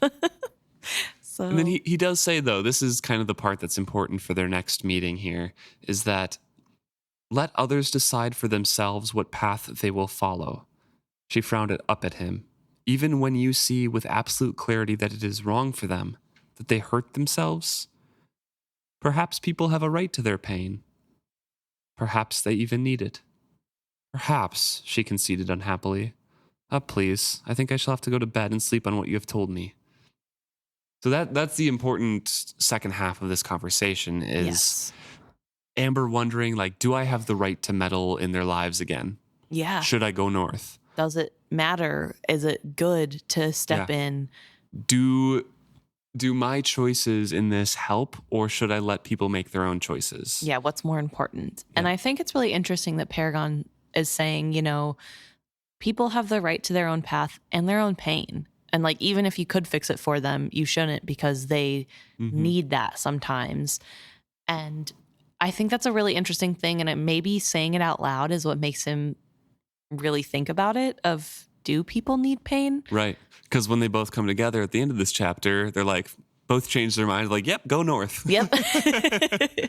So I don't know. I think it's really interesting. And I think also that Fool inadvertently has played a part in what happens next, which is we get to Althea and Paragon talking, and Paragon taking things away from Althea. So I want to say that I think this conversation where Paragon's trying to comfort Amber, he's starting to think, maybe I shouldn't just allow, like, why should I let somebody I love be in pain?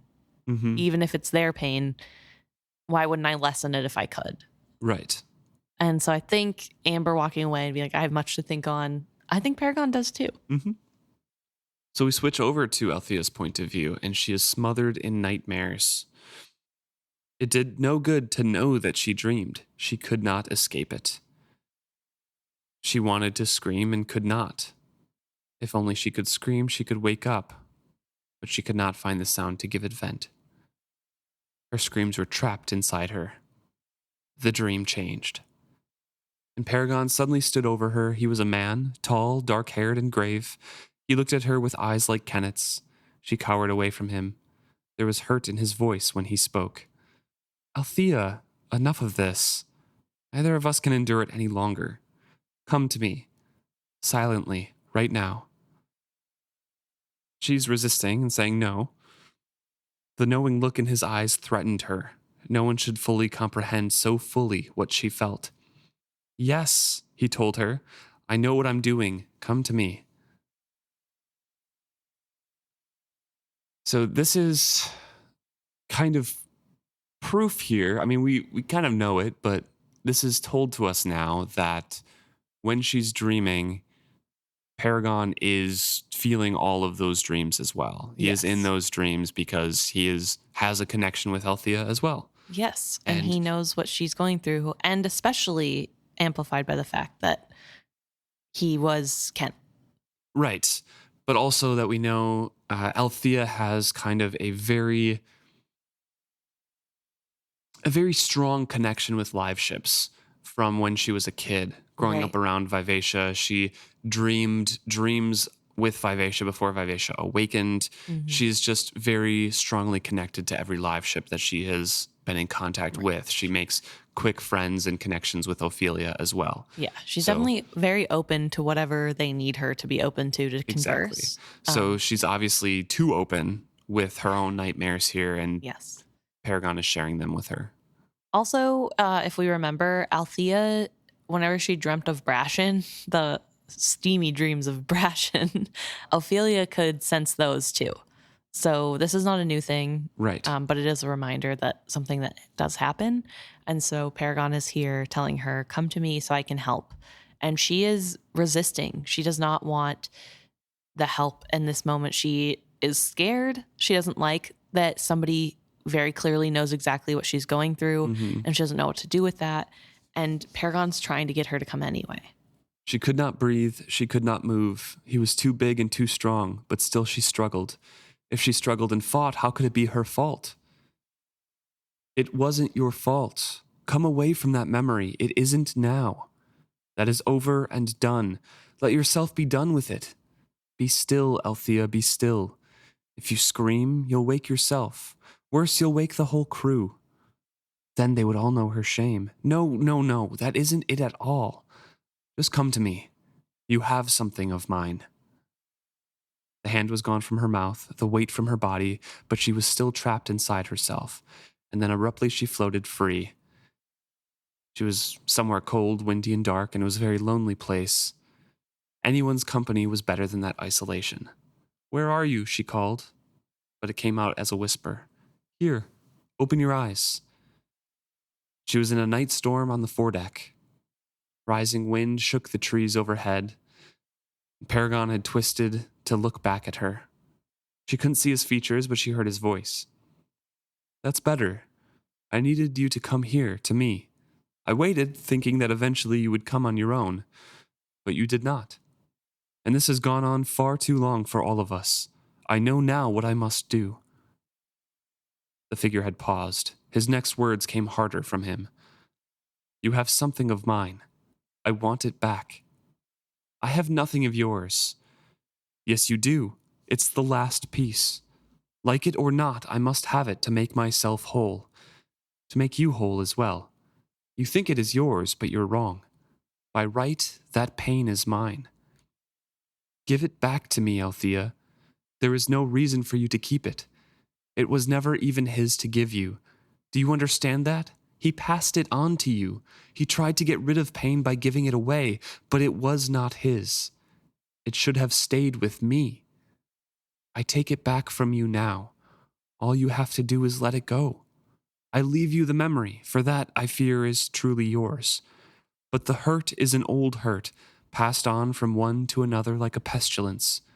I have decided to stop it. It comes back to me now, and with me it remains. You can't take it from me. It was that horrible. It was that bad. No one would understand it. No one would believe it. If you take the pain away, you make a lie of what I endured. No, my dear. I make it only a memory, instead of something that you live continuously in your mind. Leave it in the past. Cannot hurt you now. I will not let it. Give it back to me. So before we get into her reaction to everything and what it's like, we'll kind of discuss what it means to him versus what it means to her. So Right. Paragon's side of it. He is, with the conversation with Amber, he is deciding to make something better. Yeah. Right? That's in his mind. He is, I can make a change, even though I can see some people, they feel like they want the pain, they need the pain. Mm-hmm. And Amber's like, but what if you can make it better? What if you know that they're doing something wrong and you can change that? Paragon thinks on it and he's like, okay, this is something that I can help. And this hurt, this memory wasn't Kenneth's to give. Right. Which, again, want to remind everybody listening, that cycle of abuse is not a real thing. It's a fallacy. However, Robin Hobb seems to be writing it as if it is a physical thing because memories are magical in this world. Right. So it seems to me that when Kenneth assaulted Althea to give the pain and get it out of himself, it seemed to be a real thing, at least to him. Right. And it seemed to infect her that same way, according to Paragon. So he's taking that memory, that pain back, because it wasn't Kenneth's to move to another person. Right. It was Kenneth and therefore Paragon's. Right. So in his mind, he is doing something to take back who he is, and it helps Althea in the process. Right. Yeah, I don't know. It's such an interesting thing, right? Because we are reading a fantasy book. It isn't in 2025 Yeah. with a view of how to heal from traumatic events, of what you need to do, and you don't numb yourself from it. Yeah. So it's really interesting from that perspective. I think it gives the read different nuances. And so Right. it's really hard to look at the book and not bring in that perspective. But I think for the most part, I think it's right for you to point out that maybe it is supposed to be different in this world with that cyclical nature of things happening and being a physical thing that you do pass along. It's different reads, right? Like it can be, you can look at it entirely from that fantasy point of view. It's not with a present day reading of it. It's, we're in this world. This is how it happens. Right. But it's also a book up for interpretation, and that's what we're doing. So we can speak about that aspect as well, and how it is not satisfying or realistic or healthy for anyone to have things resolved this way. Yeah. So, quote unquote, neatly. Right. I think it's really interesting because I don't think there is a real life equivalent to this. Right. Obviously. I mean, if there is, I've never heard of it. So if you want to prove me wrong, please write in. But there isn't a way to magically get rid of the feelings you have around an event. Mm-hmm. You can't. But I think if we ignore that portion of it and think more about the messaging of holding on and reliving this traumatic thing that has happened to you over and over and over again is not healthy. Correct. It yes. isn't. And it's not good to live in that moment. Mhm. And letting go of the pain of what has happened does not mean it did not happen. And it does not make you less of a victim, or it doesn't mean that it has no meaning whatsoever and you don't get anything out of it. Mm-hmm. It just means that you don't let it hurt you anymore. Yeah. And I think that's a really important message to take out of this. And an important thing for Althea to learn That and understand, even if it is abrupt of Yes. how it is and taught. it's kind of a weird, I don't know, it's a good message in a weird way, in a weird Yeah. packaging. But I think to me, that is the messaging, is that Yeah. this is something that is hurting you to hold on to. And you're doing that because that makes it feel better. Like Althea is choosing to do that because then it's worth it to her. Like it means that what it really happened. And obviously she was denied that, right? That's what I was just going to say. Yeah. That's the important part to remember, is that no one believed her or spoke up publicly if they did. Right. Or was, against her family interests, like Wintrow. We Right. talked about that. So her holding on to this and being like, I still can't tell anybody because one, the perpetrator is dead and people What revere good? him. Yeah. Two, Brashen might push me away, or I'm afraid of how he might react, or And whatever. how will he react to Paragon knowing that they're Exactly. connected? And Yeah. I there's can't hurt other people by mentioning it. So I have to keep this secret to myself. So I have to hoard the pain to remind myself that it actually did happen. like it's real, it happened. Yes, and I have to keep reminding myself. And You don't. No. And I think that's maybe like the most heartbreaking. I find this really heartbreaking. I'm like literally crying as we're talking about it. I feel this portion is like really the heartbreaking part of survivorship, right? Is that pain that has to be that you have to deal with as a person alone. And Althea is just drowning in it. And so I like that we have a way to resolve that doesn't take away from what happened to her. And I like that Paragon isn't saying, who cares? Just give it to me. It's Right. mine. It's not yours. And I'm magically taking it away. He's not saying that at all. He's saying it is mine, but it did happen to you. It's your memory. You it have happened. your own memory now. Yeah. But I will take the pain and I'm going to walk away with that because you don't deserve that. And it did happen. And there isn't any shame you should be feeling about that.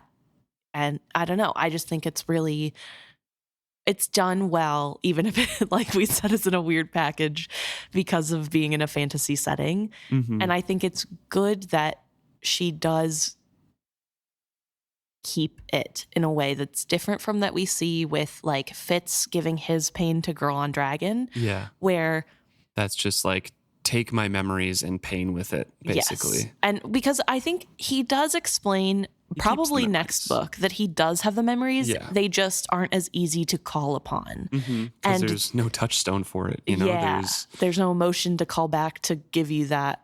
Whereas Because he this, gave the good and the bad yes. feelings.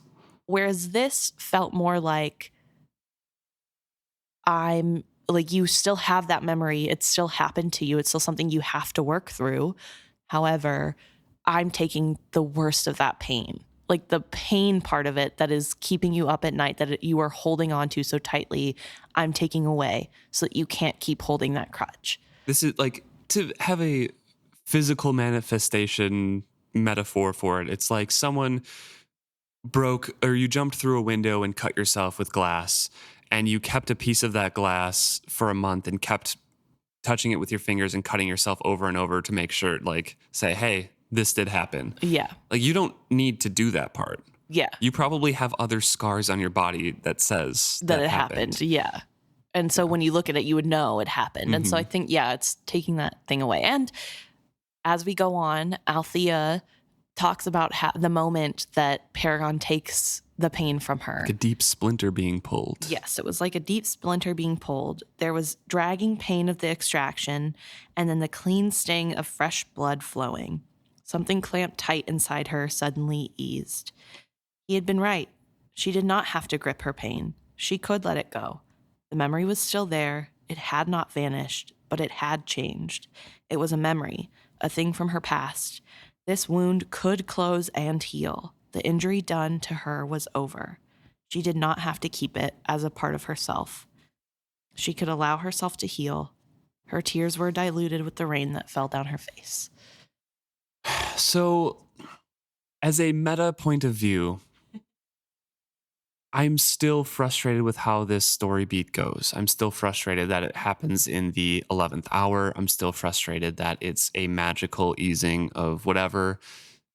It's better than I remembered, and better written if you take it how we're taking it. Right. If you just take it as like oh, now you're better, it's still awful, awful. But with a little bit of this is about learning a lesson that you can, you don't have to cut yourself on everything. The pain doesn't have to be your identity. Yes. It can just be a part of you. It's much better taken like that and read like that. And it's not even a leap to get to that point, which I appreciate. And I was worried that there would be no explanation from what I remembered, that there would be no explanation in this chapter besides this is getting tiring for both of us, Althea. Let me just take it and you're done. All right, enough. Yeah. So I'm glad that there was some nuance in it. But again, from a meta point of view, I'm still frustrated that the prior misunderstandings had to happen and then this magical fix had to happen so then Brashen and Althea can finally get on the same page. Yeah. I don't know. It's a lot. I think... Yeah, I've openly talked about my dislike of this trope in fantasy of having assault and that. And I think this is part of the reason too, right? Like, even when it's good, it's still something that has to have a magical fix. And instead of, I don't know, not that I want to see it in nonfiction or fiction books either, or we don't need fiction books, not nonfiction, sorry, just regular fiction books. But I think, as other people have said, it is a good thing for people who have never had a touchstone of this happening to somebody they know, that they know of, or just it happening in general. They don't know what that is like. I think it's good for that empathy. But I also sort of think, as much as I don't love this whole magic giving up thing, I think if a survivor does happen to get through the read of this, it is a good message for them as well. And even if it was just a touchstone of something they read before something happened to them, it would be good to remember that, that doesn't have to define them. So I guess there is good that comes out of it. And I don't want to pretend it's all bad and I hate it. Right. But I personally don't like it. The writing and what it's doing, I think is okay to like. I just personally don't. And that's okay. We're all different. We switch perspectives once again. To Brashen. Yeah, to Brashen. Althea. She didn't even flinch. The continued rain was washing the night from the sky, bleaching it to a gray dawn that had barely penetrated the tree cover. She was in her nightgown, and he's like, "Are you out of your mind? Come inside." She lifted a hand to her face, her eyes clenched shut in a grimace. Then she slammed suddenly into him, holding him onto him tightly. "Where am I?" she demanded dazedly. "Out on deck. Sleepwalking, I think. I woke up and you were gone. Let's get inside." "I had a dream," she said disorientedly. "It was so vivid. For just a flash, and now it is gone. I can't recall any of it." "Dreams are like that. They come and go. They don't mean anything." He feared that he spoke from experience. With a roar, the storm renewed its fury. So they go. Oh, they're still outside, sorry. Yes. And she is not moving, and she looks up and says, Brashen, I'm drowning out here, he announced impatiently, and swoops her suddenly into his arms. She leans into him and does not even move, even when he bumps her head in the companionway or anything like that. Which is really funny. Yeah. I like the little detail thrown in because, yeah, it's not going to be easy to carry someone through very small corridors of a ship. And also when it's raining and you're wet and slippery. Yeah. She looked so bewildered that he wanted to take her in his arms and hold her, but she would not want that. With difficulty, he turned away from her. It's near morning. I'm getting into some dry clothes, he said gruffly. He heard the wet slap of her nightgown falling to the floor and the small sounds of her rummaging through her clothing chest. He would not turn. He would not torment himself. He had learned to rein himself in. He had just found a clean shirt in his cupboard when she embraced him from behind. Her skin was still wet where she pressed against him. Can't find any clean clothes. I'm afraid I'll have to take yours. The kiss on the side of his neck sent a shiver down his back and put the lie to her words as she took the shirt from his hands and tossed it to the floor behind them. Her playfulness astounded him. He had almost forgotten what she could be like this. The boldness of her expressed desire set his heart racing. He set a hand to her face and saw a shadow of uncertainty across her face. He instantly took his hand away. Dismay washed her smile away. Tears suddenly welled in her eyes. Oh no, please don't give up on me. And then some decision came to her. She seized his hand and set it to her face. The words broke from her. He raped me, Brashen. Kenneth, I've been trying to get past it all the time that I just wanted you. Only you. Oh, Brashen, please tell me it can still be good between us. He'd known. On some level, he'd known. Ugh. You should have told me. That sounded like an accusation. I should have guessed, he accused himself. Can we begin again, she asked him, and go slowly this time? He felt 1,000 things. Of course, he feels anger, killing fury for Kenneth, anger at himself, and hurt that she had not told him earlier. How was he to deal with it all? Then he knew what she meant, by beginning again. So he takes a deep breath, and with an effort, he sets it all aside and says, I think we have to. Would you like to have this room for yourself for a while? Until you feel differently about everything? I know we must go slowly. She shook tears from her eyes. The smile she gave him seemed more genuine now. Oh, Brashen, not that slowly. I meant we should begin again now, with this, and then kisses him. So I feel like this part sort of undoes all the nice feelings I had about the last part in some ways. It doesn't, but it does. If only because it's like the magical, she's back in the mood. Right. Now she doesn't have the pain of the memories. There's still a little bit of uncertainty. Yeah. And like, I get that that's a very harsh read, and I'm being very cynical in that. I am going to admit that. But it's literally back-to-back scenes. It just happened. This hasn't been a day. See, this has been 2 minutes. This is why I think the 11th hour magical fix kind of sucks, because it seems like she doesn't go back to normal. Obviously not. No. But goes back to, we can be together again. Yeah. I think it's good that it gave her the ability to talk about it with Brashen, and that she's able to finally open up and tell him what's going on. Mm-hmm. I think that's really big. And I love that point that she realizes that she loves him. She's very close with him and she needs to tell him. I think it's big, and you can see her concerns in it, right? Like the don't give up on me, please. And that like heartbreaking moment of like, I'm trying so hard and I'm still not there, and I'm so sorry. Please don't like think I hate you. And I think that's really real, but also then turning around and I don't know. It feels like a weird way to go about it, but maybe that's just on par for their relationship. I don't know. Yeah, I don't know. I personally would have liked it better if it ended with like a let's just like hold me for a while. And then like it ends with like, oh, and she didn't push him away or didn't want Right. to, like something like that, you know? So there, it shows progress, but not immediately like, hey, let's have Straight sex. to sex. You know? I know. I feel like I sound like such a prude being like, why is there sex in my pirate book? But But it's a pirate book. but I think it's more just the juxtaposition, the like crazy whiplash of this like heartwarming, like pain doesn't define you and like it doesn't make you less of a person for not hanging on to the pain, to like, I'm immediately ready to have sex now. Like crazy whiplash. And also like wild. I don't know. I mean, I get it in some ways because Althea is one to like sort of put that Band-Aid on things to try to make it better before it's ready. True. And maybe she did think, because she wasn't feeling that intense pain anymore and not as much guilt, that like, oh, I'm ready and I can do this. And then him grabbing onto her just like sparked something and it's still there. And But imagine being Althea and like the first day you're having a great time, you get a bunch of wealth, awesome, but you still have all this shadowing over you, all this pain, intense nightmares, and then a dream you don't remember and you wake up and like nothing, everything's kind of okay. I feel way better. Still hurts, but like I guess time did heal all. Yeah. But I mean, devil's advocate, did she actually remember what happened? She's just telling Brashen she didn't because she doesn't want to talk about why she's out there at first.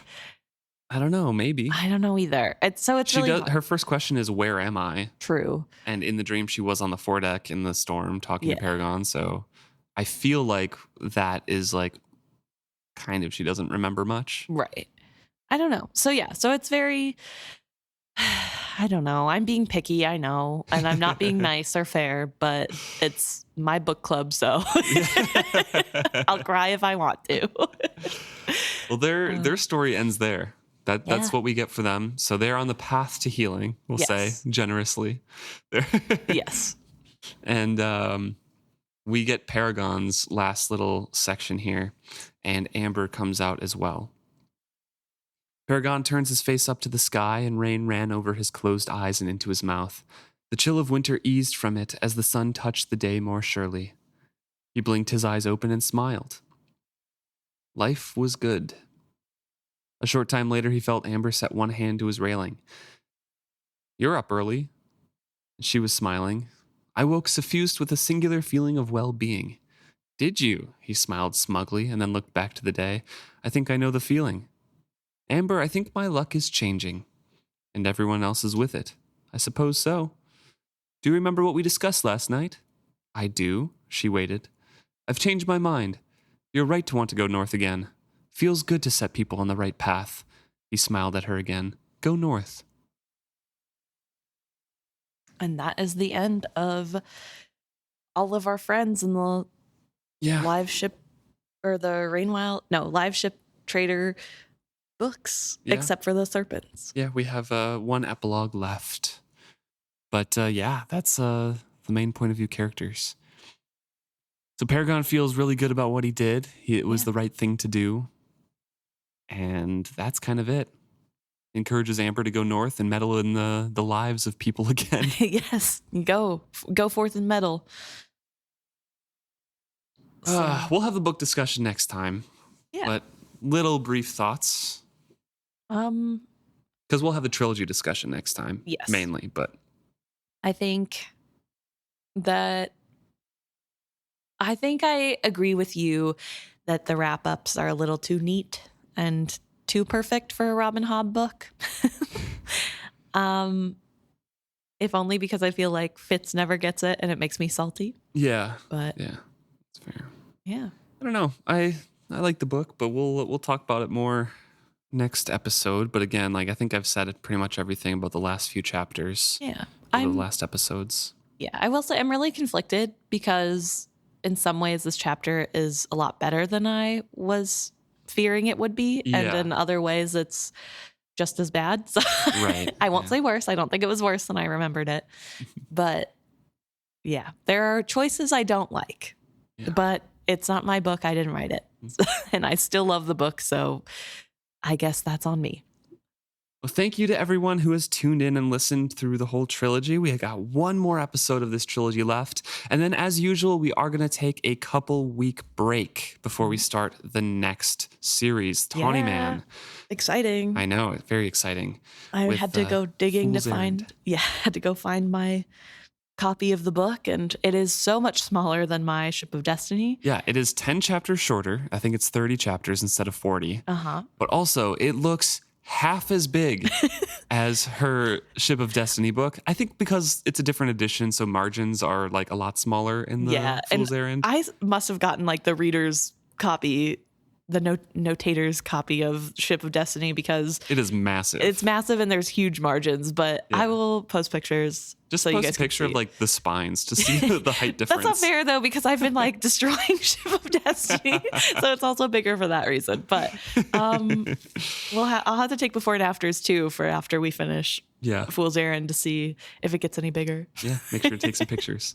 But thank you everyone who has tuned in and listened to this episode, and please let us know what you think of this chapter specifically and how they've handled this character wrap up for everyone. We do want to know. We want to discuss that as well in the next episode. So please email us at isfitshappy@gmail.com. Or as always, just comment on our social media posts. We're at isfitshappy. You can find us on Facebook, Instagram, Threads, Blue Sky, YouTube, and Reddit. isfitshappy on all of those. We do not have a subreddit on Reddit, but our username is isfitshappy. You can send us a message. Yeah, we look forward to hearing from you.